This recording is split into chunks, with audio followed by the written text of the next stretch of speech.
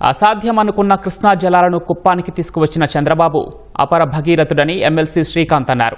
హంద్రీనీవా జలాలతో కుప్పం సస్యశ్యామలం కావడం తథ్యమన్నారు. చిత్తూరు జిల్లా శాంతిపురం మండలం గుండిశెట్టిపల్లి వద్ద కుప్పం నియోజకవర్గంలోకి ప్రవేశించిన కృష్ణా జలాలకు ఆయన జలహారతులిచ్చారు. టీడీపీ కార్యకర్తలతో కలిసి కాలువలో స్నానం చేశారు. కార్యక్రమంలో పెద్ద ఎత్తున పాల్గొన్న రైతులు సీఎం చంద్రబాబుకు కృతజ్ఞతలు తెలిపారు. ఆ కృష్ణమ్మ తల్లిని ఇక్కడ కుప్పం తీసుకురావాలని అపర భగీరథుడిలాగా గౌరవ ముఖ్యమంత్రి నారా చంద్రబాబు నాయుడు గారు చేసిన సంకల్పం 2019లోనే పూర్తవ్వాల్సింది. 87% ఆయన పూర్తి చేయడం జరిగింది.